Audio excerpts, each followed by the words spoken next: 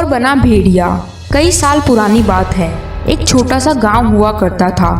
उस गांव में बीमा नाम का एक लड़का रहा करता था। वह बहुत ही दयालु था। वह गांव भी बहुत सुंदर था। गांव के पास एक नदी हुआ करती थी। एक दिन बीमा उस नदी के किनारे बैठा हुआ था। तभी उसने देखा कि नदी से एक सफ़ेद शेर बहता हुआ आ रहा था। वो शेर किनारे पर आ जाता है। बीमा उसके पास जाता है और उसे बाहर खींचता है।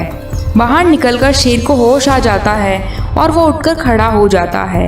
कुछ देर बाद बीमा अपने घर जाने लगता है तो वो छोटा शेर भी उसके पीछे पीछे जाने लगता है। वह बीमा के साथ रहने लगता है। बीमा को भी शेर पे दया आ जाती है। अब बीमा और शेर में अच्छी दोस्ती हो गई थी। वह दोनों साथ साथ खेला करते थे। बीमा उसे शेरू कहकर पुकारता था और शेरू भी बीमा के साथ बहुत खुश था। गांव के पास एक बहुत खूबसूरत जंगल था। उस जंगल में दो चोर रहा करते थे। एक का नाम था तेजू, एक का नाम था भोला। वह दोनों गांव में चोरी किया करते थे। उस जंगल में तरह तरह के जानवर भी थे, पर उन चोरों ने उन जानवरों को एक दवाई दे रखी थी जिसकी वजह से वह सभी जानवर हमेशा सोते रहते थे। फिर एक दिन दोनों चोर गांव में चोरी करने के लिए निकलते हैं। वह दोनों एक घर से पैसों से भरा बॉक्स चोरी कर लेते हैं और वहां से वापस जंगल की तरफ जाने लगते हैं। पर बीमा और शेरू उन्हें देख लेते हैं। बीमा शोर मचाने लगता है, शेरू जोर से दहाड़ता है, जिससे दोनों चोर डर जाते हैं। तभी उनमें से एक चोर बोला, भाई हमें यहाँ से जल्दी निकलना होगा, नहीं तो ये शेर हमें खा जाएगा। तभी दूसरा चोर बोला, हाँ तुम सही बोल रहे हो, यहाँ से हमें भाग लेना चाहिए। वह दोनों पैसों से भरा बैग वही छोड़कर भागने लगते हैं। दोनों जंगल में पहुंच गए। जंगल में पहुंचने के बाद भोला नाम का चोर बोला, भाई जब से वो शेर और वो लड़का हमारे पीछे पड़े हैं, हमारा तो धंधा पानी सब चौपट हो गया है। दाना पानी भी बंद हो गया है। कुछ ना कुछ तो करना ही पड़ेगा। वैसे भाई उस डॉक्टर ने कॉल किया था, इस बार जानवरों के लिए कौन सी दवाई मंगवानी है? तभी दूसरा चोर तेजू बोला, इस बार दवाई जानवरों के लिए नहीं बल्कि अपने लिए मंगवाई। भाई तुम पागल हो गए हो, उन जानवरों की तरह हमें भी सोना है क्या? तू देखता जा मैं क्या करता हूँ।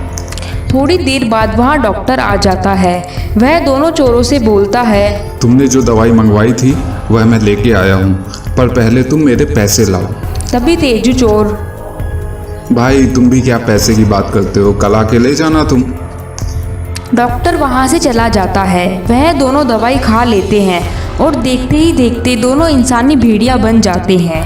अब वह दोनों पहले से और भी ज़्यादा खतरनाक हो जाते हैं। फिर वो दोनों गांव की तरफ चल बढ़ते हैं और गांव पहुंचते हैं और दो लोगों की तरफ बढ़ने लगते हैं। दोनों लोगों को उठा के फेंक देते हैं। गांव में दोनों इंसानी भेड़िया दहशत का माहौल कर देते हैं। तभी एक आदमी बीमा के पास जाता है और उससे पूरी बात बताता है। बीमा कहता है, हाँ दोनों जंगल में आए हैं, जरूर जंगल में कुछ ना कुछ है। बीमा और शेरू दोनों जंगल की तरफ चल देते हैं। जंगल पहुंचकर वह लोग देखते हैं कि जंगल के सारे जानवर सो रहे थे। तभी बीमा, ऐसा कैसे हो सकता है, सारे के सारे जानवर एक साथ कैसे सो सकते हैं? शेरू जोर से दहाड़ने लगता है। तभी शेरू की दहाड़ की आवाज़ सुनकर सारे जानवर उठ जाते हैं। उन जानवरों में शेरू की तरह एक सफ़ेद शेर भी होता है। वह शेरू को पहचान लेता है और बोलता है, तुम मेरे बेटे हो। दोनों चोरों ने सभी को दवाई देकर सुला दिया और तुम्हें भी उठा कर ले गए थे। हाँ मुझे भी शेरू नदी में बहता हुआ मिला था और यह सो भी रहा था और मैंने ही इसे बचाया है। कुछ देर में वह डॉक्टर आ जाता है।